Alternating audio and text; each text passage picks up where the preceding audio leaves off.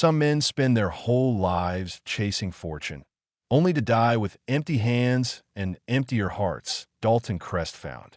More gold than most men see in 10 lifetimes, buried deep in a canyon where the sun barely touched the ground. The kind of gold that could buy land, cattle, respect, the kind that could change everything. He stood there with his hands on that yellow rock, feeling its weight, knowing what it meant. Then he did something that made no sense to anyone who heard about it later. He covered it back up, smoothed the dirt over it like it had never been disturbed, and walked away. The Apache warriors found him 3 hours later, surrounded him with arrows drawn, ready to end him for trespassing on sacred ground. But when their leader looked into Dalton's eyes and asked what he'd taken, Dalton told the truth. Nothing. 13 years would pass before he understood what that decision had really cost him or what it would bring back. Dalton hadn't meant to cross into Apache territory that day. His horse had gone lame 2 days out from the nearest settlement, and the water in his canteen had run dry under a sun that showed no mercy. He'd been following a dry creek bed, hoping it would lead to something, anything, when he noticed the canyon walls closing in around him. The air felt different there, cooler, heavy with something he couldn't name.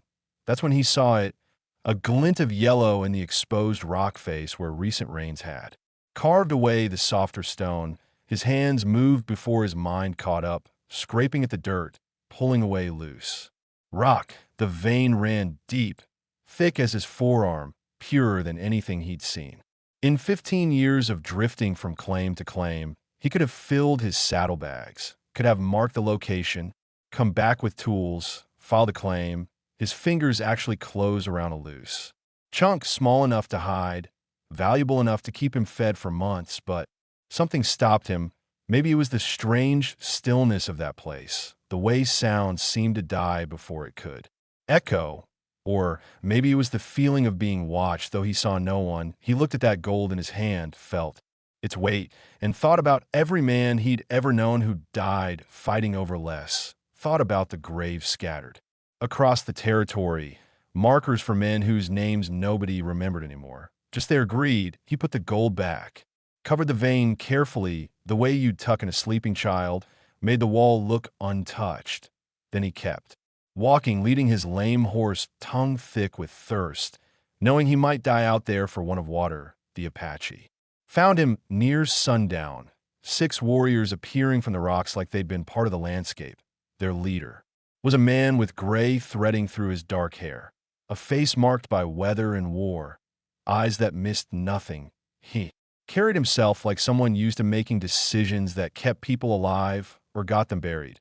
You crossed into protected ground, the leader said in clear English, his tone flat as the blade in his hand. Dalton raised his empty hand slowly. Didn't know. Horse went lame. Lost my bearings looking for water. Where'd you take? Here was the moment. Dalton could have lied, should have lied. These men would never know about the gold if he kept his mouth shut. But something in that leader's eyes made lying feel more dangerous than the truth. Found a gold vein in the canyon wall. Touched it, but I left it alone, covered it back up. The warriors exchanged looks. One of them said something rapid in their language, his tone skeptical, angry. The leader raised a hand for silence, his eyes never leaving Dalton's face. Why would you leave it? Dalton's throat was so dry, his voice came out rough. Wasn't mine to take. Seemed like sacred ground. Felt wrong. The leader studied him for a long moment. Then he made a gesture, and 2 warriors lowered their weapons. I am not in. You will come with us. We will give you water, and we will see if you speak truth. They took him back to the canyon, made him show them exactly where he'd found the gold.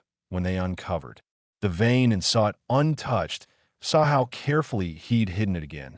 Something shifted in Natan's expression. Most white men would have died before walking away from this much gold, Natan said, running his hand over the exposed vein. Why are you different? Dalton thought about his father drinking himself to death over a claim that never paid out, thought about his brother shot in the back over a disputed boundary, thought about all the ugliness he'd seen men do to each other over the promise of wealth. Because I've seen what gold does to people, turns them into something less than human. Whatever I might have gained from taking it, I'd have lost something more valuable. Naten looked at him for a long time, then nodded slowly. You will leave this place now. You will never speak of what you found here. If you do, if any white man comes looking for this gold because of your words, we will know, and you'll not die quickly. Dalton nodded. You have my word, a white man's word, one of the warriors said, with disgust, but Nat, and held up his hand again. This one I believe go we.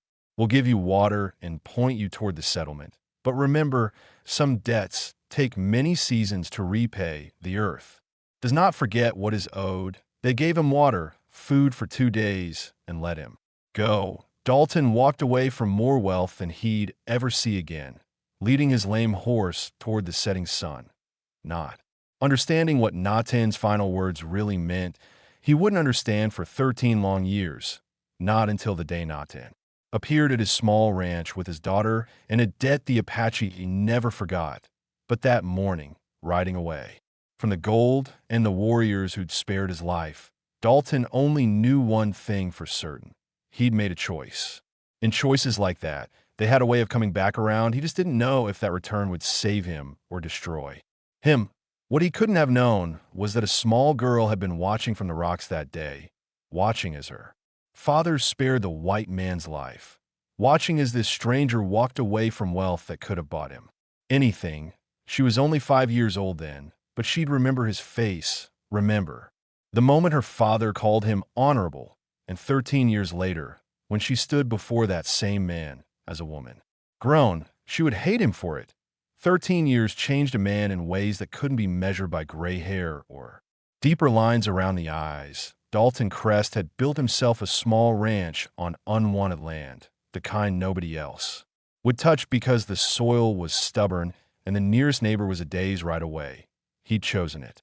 Precisely because of that distance, some men ran from their past. Dalton to try to live quietly enough that it wouldn't find him. The ranch consisted of a modest cabin he'd built board by board, a corral for the 3 horses he kept, and enough land to run a small herd of cattle that barely kept him fed.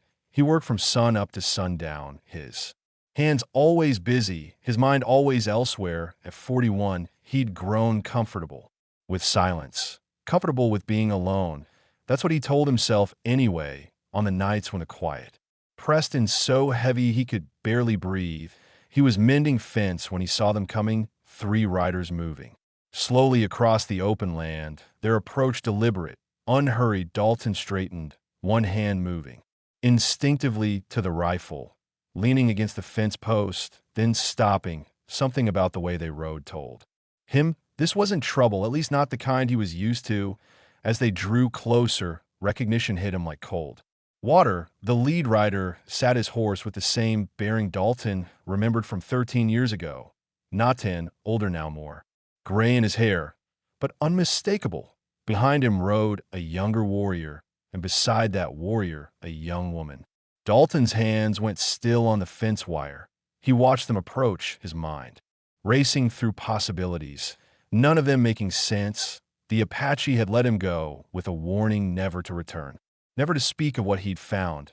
He'd kept that promise, so why were they here? Natan raised his hand in greeting as they stopped 20 feet from where Dalton stood. You remember me? It wasn't a question. Dalton nodded slowly. I remember, gave you my word. I'd never speak of that place, haven't broken it. I know we have been watching. Natan's expression was unreadable. For 13 seasons, we have watched you, seen how you live alone, working this hard land, never taking what isn't yours, never speaking of what you found. A chill ran down Dalton's spine despite the afternoon heat. 13 years of being watched without knowing it. The thought should have angered him, but he understood it. Trust had to be earned, especially between their peoples. What brings you here? Dalton asked, his voice steady despite the unease crawling through his gut. Natan dismounted with the ease of a man half his age. The young warrior and the woman stayed mounted, both watching Dalton with expressions he couldn't read. The woman's face was striking, all sharp angles and dark eyes that seemed to burn with something Dalton couldn't name. Anger, maybe, or hatred. You showed honor when honor was rare, Natan said, walking closer. You chose respect over wealth. In my culture, such a debt must be repaid. It has taken 13 years to find the proper payment. 13 years for my daughter to reach womanhood and make her own choices. Dalton's gaze shifted to the young woman on the horse. His stomach dropped as understanding began to dawn. Terrible and impossible among my people, Natan continued, his voice formal now, weighted with ceremony. When a man shows such honor, he is worthy of our highest respect. You saved our sacred place. You kept your word. Now, I offer you what I value most, my daughter. If you'll have her, she is of age now. She understands what is offered. Dalton's mouth went dry. He looked at the young woman again, saw the rigid set of her shoulders, the way her hands gripped the rein, so tight her knuckles had gone pale. Her face was a mask of barely controlled fury. I can't, Dalton started, then stopped. How did you refuse a gift like this without insulting a man who traveled 13 years to offer it? She doesn't want this, what she wants is not the question, the young warrior said sharply. What is owed is owed. But Natan raised his hand for silence, his eyes never leaving Dalton's face. She has been told of your honor. She has been raised knowing this debt would be paid. She has agreed to come, as our tradition requires, what you build. From here, that is between you and her. Dalton felt trapped in a moment he couldn't escape, caught between honor and horror. He looked at the young woman again, saw the hatred simmering in her dark eyes, and knew with absolute certainty that accepting would be cruel to them both, but refusing might be crueler still, might shame her, might insult Natan in ways Dalton couldn't begin to understand. I'm twice her age, Dalton said quietly. I live alone. Because I'm better that way. I have nothing to offer her. You have honor, Natan replied. That is everything. The young woman finally spoke, her English accented but clear, each word sharp as broken glass. Do not pretend you are doing me a favor by refusing. The debt is real. I will stay. And somehow those words filled with resentment and anger sealed Dalton's fate more completely than any ceremony could have. He was about to learn that some rewards came with a cost he'd never imagined paying. Natan left before sunset, taking the young warrior with him. He placed his daughter's few belongings inside Dalton's cabin without ceremony, spoke to her briefly in their language, then mounted his horse. The young woman stood rigid as a fence post, watching her father right away, her face revealing nothing. Dalton stood awkwardly near the corral, feeling like an intruder in his own life, when the riders disappeared. Over the ridge, the silence that fell was thick enough to choke on. I have a name, she said suddenly, still staring at the empty horizon. It is not her or the woman. It is Kimmy, Dalton cleared his throat. That's a good name. What does it mean? Why would you care? She turned to face him then, and the contempt in her eyes hit him like a physical blow. You got what you wanted. A woman to cook, to clean, to warm your bed. Isn't that what all white men want? That's not. Dalton stopped, realizing anything he said would sound hollow. I didn't ask for this, neither did I. She walked past him toward the cabin, her movement sharp with anger. But here we are, bound by my father's honor and your supposed virtue 13 years ago. Tell me, was leaving that gold really about respect? Or were you just too cowardly to take what you wanted? The words stung, because they touched something Dalton had wondered himself over the years. Had it been honor or fear, respect or weakness? He'd never been entirely sure. Believe what you want, he said quietly, but I'm not going to force anything on you. You can have the cabin. I'll sleep in the barn. She stopped at the cabin door, her hand on the frame. For a moment, something flickered across her face, surprise, maybe, or suspicion. Then the mask of anger returned. How generous. The white man gives me permission to sleep in his house while he plays the martyr in the barn. She disappeared inside, slamming the door hard enough to make the frame shudder. Dalton stood in the fading light, feeling older than his 41 years. He'd faced down claim jumpers, survived 3 harsh winters with nothing but determination, and rebuilt his life from nothing. But this woman, this angry, young woman who hated him for reasons both fair and unfair, might be the challenge that finally broke him. He gathered blankets from the storage shed and made himself a rough bed in the barn's loft. The horses shifted below, their presence oddly comforting. At least they didn't look at him with eyes full of contempt. Sleep came hard. He kept thinking about the cabin, about Kimmy alone in there, probably crying or raging or both. Part of him wanted to go check on her, make sure she had everything she needed. But he knew that would only make things worse. She needed space-time, maybe years of it. He woke before dawn to find her already up, a fire going outside the cabin, preparing food with efficient, angry movements. She didn't acknowledge him when he approached, just kept working, her jaw tight. "There's coffee," she said finally, not looking at him. "I made enough for two. Don't think it means anything." Dalton poured himself a cup from the battered pot, the coffee strong and bitter. He took a sip, searching for words that wouldn't make everything worse. "Thank you." She shot him a look of pure scorn. "You don't have to thank me for every small thing. I'm not a child." "Didn't mean to suggest you were." He sat on a log near the fire, keeping distance between them. Just wasn't raised to take things without acknowledging them. "And yet you took me." There was again the accusation he had no defense against because it was partially true. He had accepted Natan's offer, even knowing she hated the idea. What did that make him? "You're free to leave whenever you want," Dalton said carefully. "I won't stop you. Won't send anyone after you. If you want to go back to your people, I'll take you there myself." Kima's hand stilled on the pan she was holding. She stared at him, and for the first time, he saw something other than anger in her eyes. Confusion, maybe, or disbelief. "You would shame my father like that? Make his debt payment meaningless? I'd rather shame myself than keep you somewhere you don't want to be." She studied his face for a long moment, searching for something, a lie, probably some hint of the manipulation she clearly expected from him. When she didn't find it, her expression only hardened further. "You think this makes you noble? Offering me freedom you know I can't take without dishonoring my family." She turned back to the fire. "You are clever, crueler than the ones who just take what they want." Dalton had no answer for that. Maybe she was right. Maybe trying to be decent in an indecent situation was just another kind of cruelty. He drank his bitter coffee and wondered how long a person could live with someone who hated them before it destroyed one or both of them. Based on the fire in Kimmy's eyes, he had a feeling he was going to find out.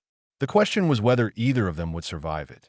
The first 2 weeks passed like walking through broken glass. Every interaction drew blood in small ways. Kimmel tested him constantly, pushing boundaries Dalton didn't even know existed.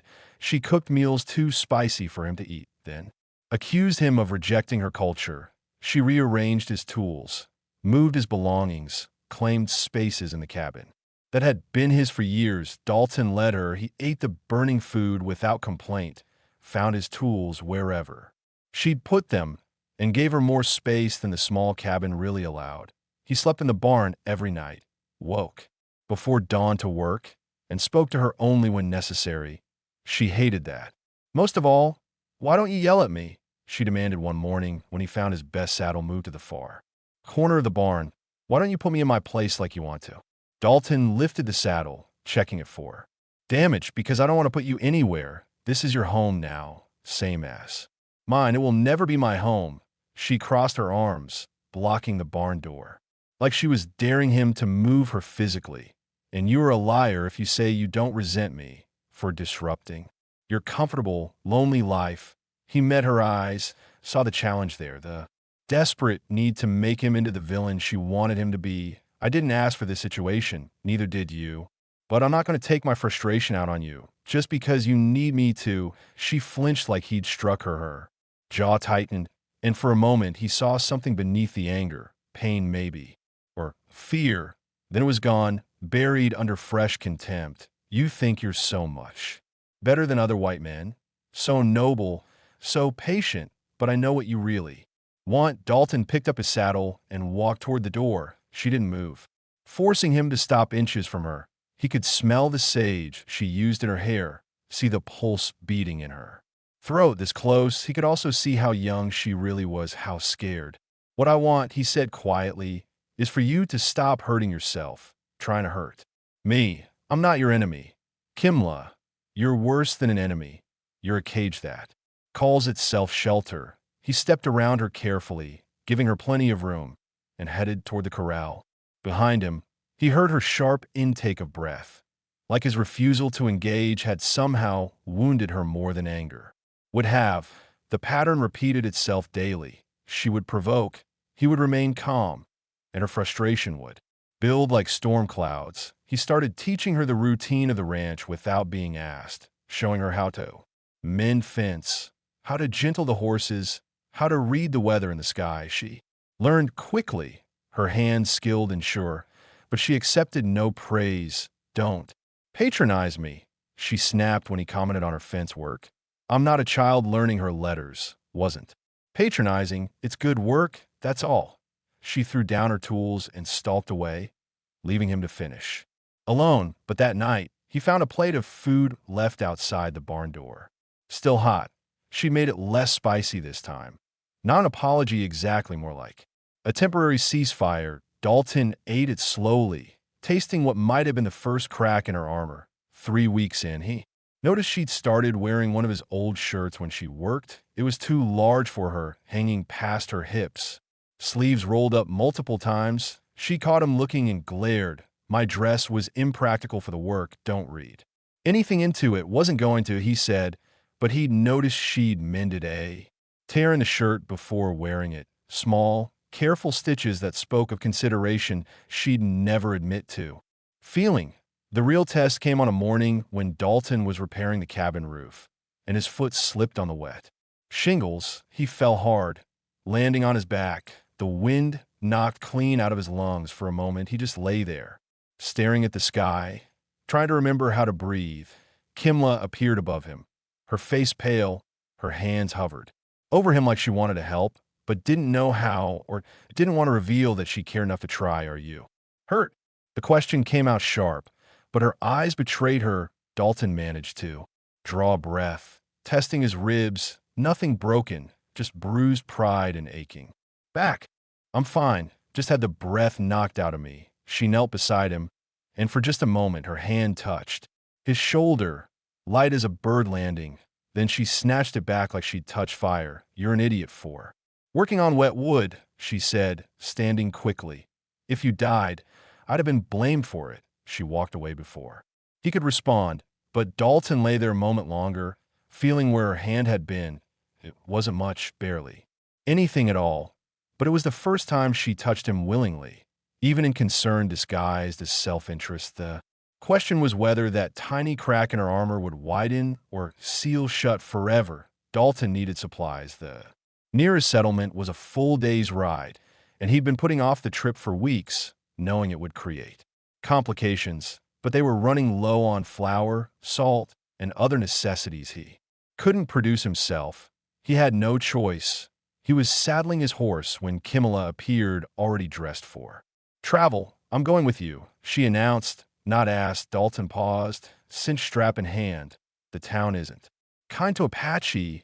Might be better if you stayed here." "Might be, but I'm tired of this ranch. I want to see something beyond fence posts and angry silence." She met his eyes, daring him to refuse her.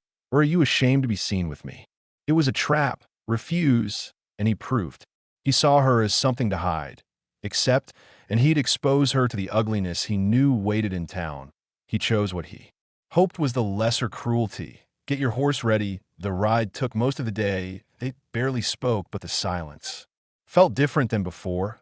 Less hostile, more like two people conserving energy for what lay ahead. Kimla sat, her horse with practiced ease, her eyes taking in the landscape with the attention of someone who'd been taught to notice everything.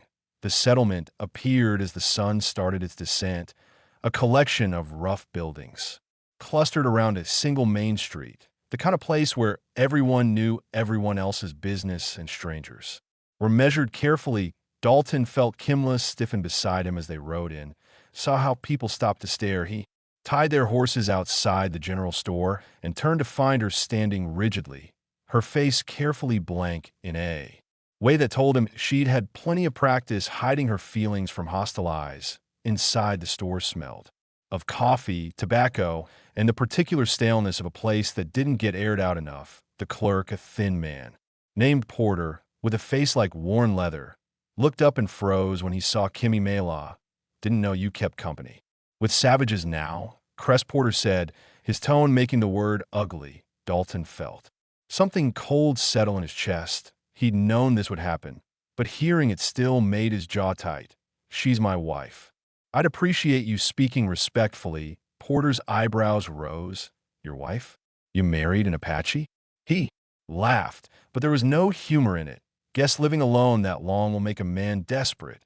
Kimela's face remained blank, but Dalton saw her hands curl in a fist. He stepped forward, placing himself between her and Porter. I need flour, salt, coffee, and ammunition. You gonna sell it to me, or do I need to take my business elsewhere? Where else are you going to go? Next town's 3 days' ride. Porter started gathering supplies, but kept talking. Just surprised is all. Thought you had more sense than to bed down with their kind, their animals. Crest, everyone knows it. The cold in Dalton's chest spread. Say that again. Something in his voice made Porter look up. The store had gone quiet. 2 other customers stood near the back, watching. With the hungry attention of people who sense violence coming, I said. Dalton continued, his voice low and hard. Say that again about my wife. Porter's face flushed. Now look, I didn't mean nothing personal about her specifically, but you know how they are. Can't trust them. Probably just waiting for her chance to slit your throat and steal whatever you got. Dalton reached across the counter and grabbed Porter's shirt, pulling him close. The move was sudden enough that Porter dropped the bag of flour he'd been holding. Listen to me carefully, Dalton said, each word sharp as a knife. You'll wrap up my supplies, you'll take my money, and you'll keep your ignorant mouth shut about things you don't understand, because the woman you just insulted has more honor in one finger than you've got in your whole worthless body. Porter's face had gone from flushed to pale. You threatening me, Crest? I'm educating you. There's a difference. Dalton released him now. Finished loading my supplies. The store stayed silent as Porter worked, his hands shaking slightly. One of the men near the back spat on the floor and left. The other followed. Dalton knew what that meant. The story would spread. He'd be known as the man who chose an Apache over his own kind. He'd lose what little standing he had in this settlement. He paid, loaded the supplies onto his horse, and helped Kimmy Mela mount hers. They rode out of town with eyes following them, whispers rising in their wake like dust. They were an hour out when Kimmy finally spoke. You just destroyed your reputation for me. It wasn't much of a reputation to begin with. Those men will spread stories. They'll say you've gone native, that you can't be trusted. You won't be welcome there anymore. Then I won't go there anymore. Dalton kept his eyes on the trail ahead. Plenty of other places to get supplies. Even if they're farther. She was quiet for a long moment. When she spoke again, her voice had changed, softer, uncertain in a way he'd never heard from her. Why did you do that? Because what he said was wrong. And because you didn't deserve to hear it. But I'm nobody to you. Just a debt. Your honor forced you to accept. Dalton finally looked at her in the fading light. Her face had lost some of its hardness. You're my wife, he said. Simply, maybe not by choice, maybe not by love, but that still means something. To me, means I don't let people disrespect you. She stared at him, and for the first time since she'd arrived at his ranch, he saw the anger in her eyes waver. It wasn't acceptance, it wasn't even forgiveness, but it was the first sign that maybe, just maybe, the wall between them had a crack big enough to see through. The morning after they returned from town, Dalton woke to find his coffee already made and breakfast cooking over the fire. Kimmy Mela stood with her back to him, her posture less rigid than before. When he approached, she didn't flinch or move away. Thank you, he said quietly. She shrugged. Without turning, you defended me yesterday. This is just food. But they both knew it was more than that. Over the following days, something shifted between them. Not dramatically, not with grand gestures or spoken declarations. Just small changes that accumulated like snow on a branch, barely noticeable until suddenly the weight was undeniable. She stopped moving his tools, started asking questions about the ranch work instead of pretending she already knew everything. When a section of fence needed mending, she worked beside him without being asked, her hands quick and efficient. They fell into a rhythm, passing tools back and forth without words, their movements synchronized in a way that only came from paying attention to each other. One evening, Dalton found her sitting outside the cabin, staring at the sunset. He hesitated, then sat on the ground a respectful distance away. They watched the sky turn from gold to red to purple without speaking. It should have been awkward. Instead, it felt like the first peaceful moment they'd shared. "My mother died when I was 10, Kima said suddenly, her voice so quiet he almost missed it. Raiders, white men looking for easy targets. They burned our camp, took what they wanted, and left death behind them." Dalton's throat tightened. He wanted to say he was sorry that not all white men were like that, but the words felt hollow before he could speak them. "I was hiding in the rocks. I saw everything." She pulled her knees to her chest, making herself smaller. "My father found me 3 days later. I hadn't moved, hadn't eaten. I just kept thinking that if I stayed still enough, quiet enough, they might forget I existed." "Is that why you?" Dalton stopped, unsure how to finish. "Why I hated you on sight." She finally looked at him, and her eyes were dry but haunted. "Yes, every white face reminds me of that day. Every white man is one of them until proven otherwise. And even then, I keep waiting for the proof to be a lie." "I understand," Dalton said. "In a minute, my father drank himself to death chasing gold that never existed. My brother was shot over a claim dispute. Violence follows gold, and land like flies follow rot. I've seen enough of it to know that being white doesn't make a man good, just makes him dangerous in different ways." She studied his face in the dimming light. "You really believe that?" "I've lived it." Something passed between them then, not forgiveness, not even trust yet, but recognition. Two people who'd been damaged by the same ugly world, trying to survive in their own ways.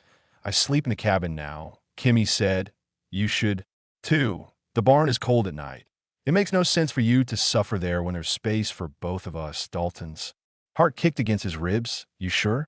"I wouldn't offer if I wasn't." She stood, brushing dust from her clothes. "But don't misunderstand. This isn't an invitation for anything beyond sleep. I'm just tired of feeling like I push you out of your own home."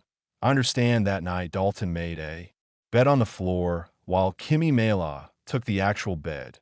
The space between them felt both vast and impossibly small. He lay awake listening to her breathing, aware of every small sound she made, wondering if she was as conscious of him as he was of her. "Dalton," her voice came soft through the darkness. "Yeah, thank you for what you said to that man in town. I never thank you properly. You don't have to thank me for basic decency." She was quiet for a moment. "Most men wouldn't see it as basic. They'd see it as a sacrifice. You lost something real by defending me, and gained something more valuable. What did you gain?" He thought about lying, giving some easy answer that wouldn't reveal too much, but she'd been honest with him about her pain. She deserved honesty in return. Your respect, maybe, or at least the possibility of it. That's worth more than the good opinion of men like Porter.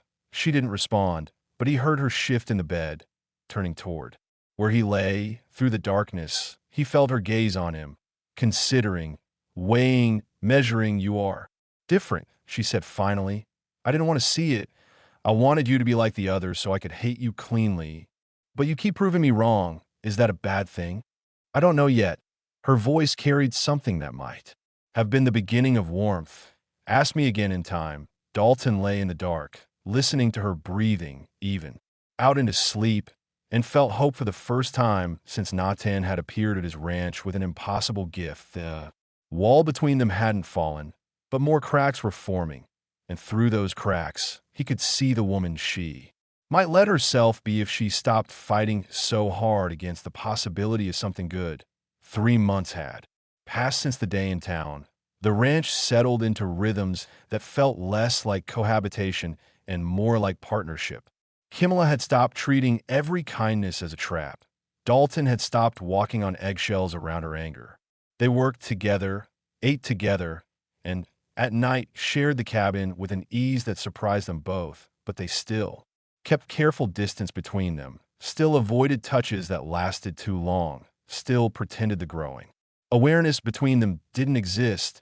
That pretense shattered on a day when storm clouds gathered with dangerous speed. Dalton was working in the far pasture when he saw them coming, massive and black, the kind that brought lightning and flooding.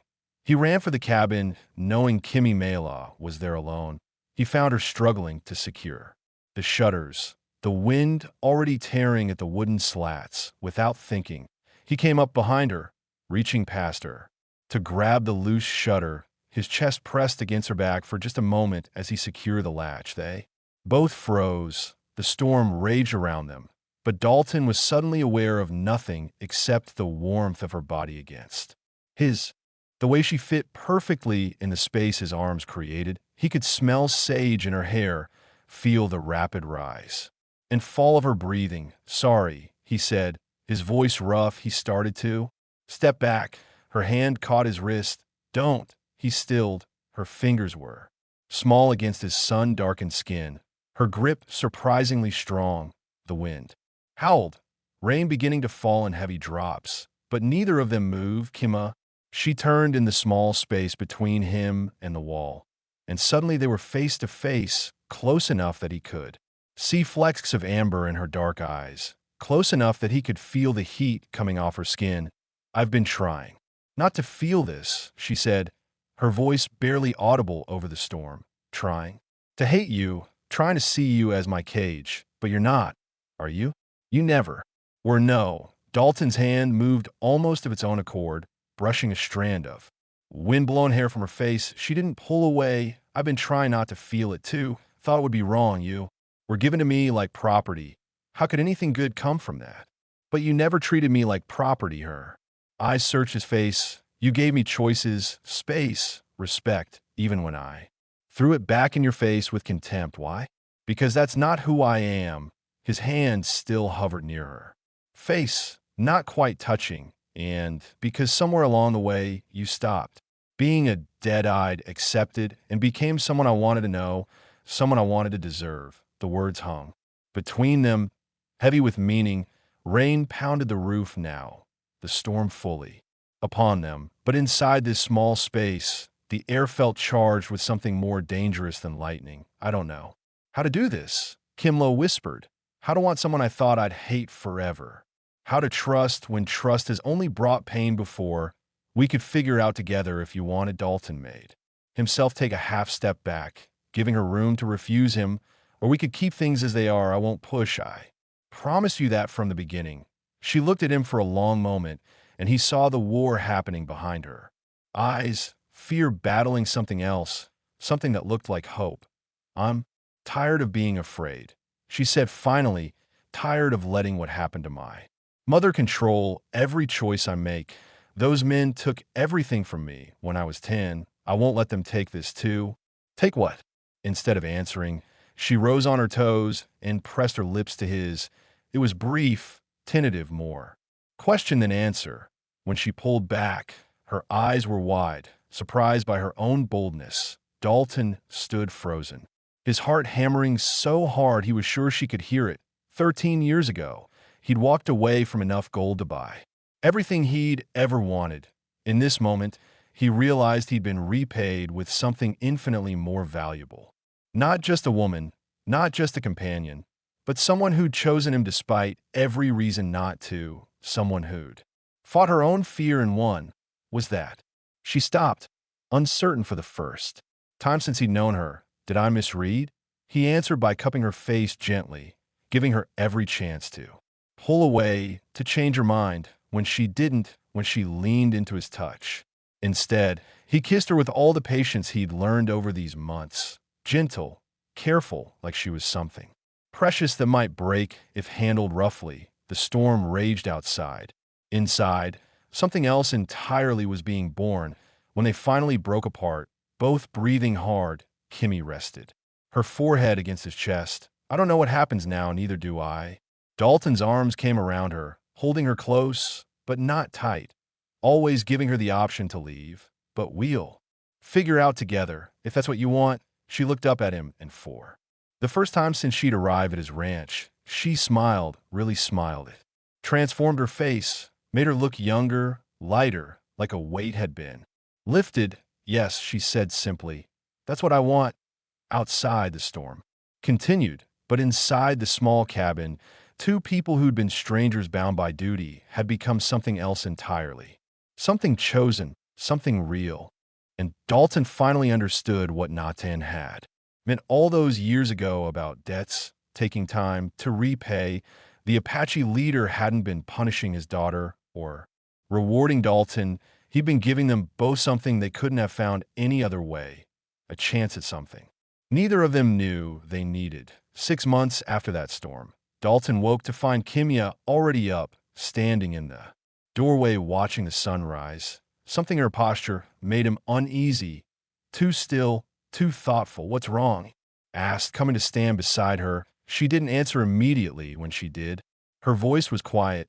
"My father is coming. I saw the smoke signals yesterday from the ridge. He'll be here by midday." Dalton's stomach tightened.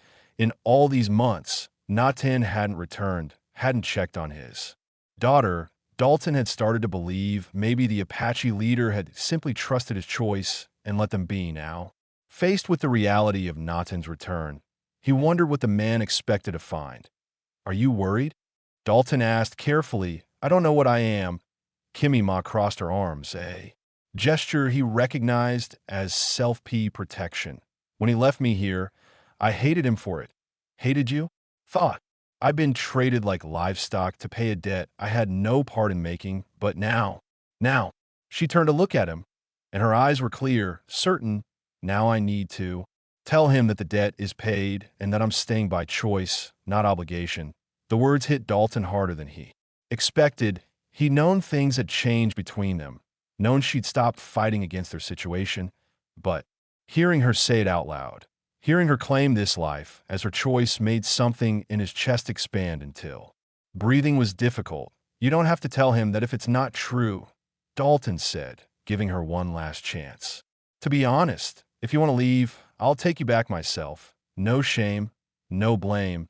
She stepped closer, taking his hand, her fingers intertwined with his, a gesture that had become natural between them, but still made his heart race. "You still don't understand, do you? After all this time, after everything, you still think I might be here out of duty?" She shook her head, but she was almost smiling. "I love you. You stubborn man. I don't know when it happened. Maybe when you defended me in town. Maybe when you shared your own pain with me. Maybe it was built from 1,000 small moments of respect and patience. But it's real, and I'm not leaving." Before Dalton could respond, before he could tell her that he loved her, too, that she'd become the center of his world without him even realizing it, she kissed him, soft and sure, and full of promise. They stood like that, wrapped in each other, until the sound of approaching horses made them pull apart. Natan rode up alone, his bearing as regal as Dalton remembered, but when he dismounted and saw them standing together hand in hand, something in his stern face softened. "You look well, daughter," Natan said in his language. Kimla responded in kind, her voice strong and clear. They spoke for several minutes while Dalton stood awkwardly to the side, understanding nothing but the tone. It was respectful, honest, and ultimately warm. Finally, Natan switched to English, addressing Dalton directly. "She tells me you have treated her with honor, that you gave her choice when you could have demanded obedience, that you protected her when it cost you standing among your own people. She deserved nothing less," Dalton said simply. Natan studied him for a long moment, then nodded slowly. 13 years ago, you walked away from gold that could have bought you everything. I told you then that the earth does not forget what is owed. I brought you my daughter as payment for that honor. But I see now the debt has been repaid in ways I did not expect." He turned to Kimla, speaking to her in Apache again. She responded, and Dalton caught his own name in the flow of her words. Whatever she said made Natan's expression shift into something that might have been approval or satisfaction or both.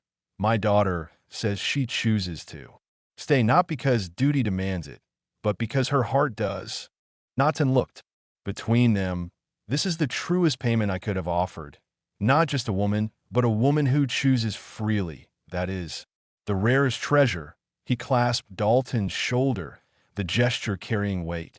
You left gold in the ground and found something more valuable. Most men never learn that lesson. I'm glad my daughter found one of the few who did.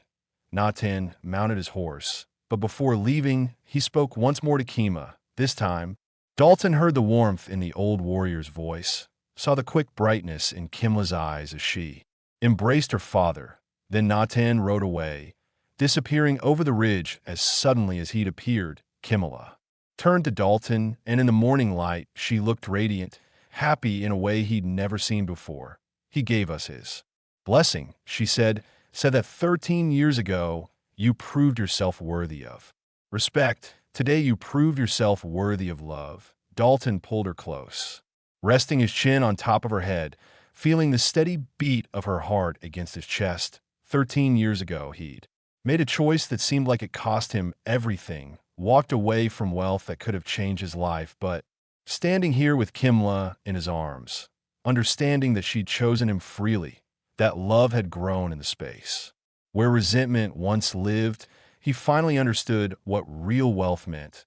Gold stayed buried and worthless, but honor, respect, and love, those paid dividends that multiplied across years. The Apache had repaid him not with something taken, but with something earned, not with obligation, but with choice, and that made all the difference. Some debts took 13 years to repay, but when they finally they were worth every moment of the wait. If you enjoyed this story, click the video on your screen now to watch another unforgettable tale where destiny and courage collide in ways you never expected. Don't forget to subscribe and consider a super chat to help us keep bringing you more stories like these. Your support means everything to us.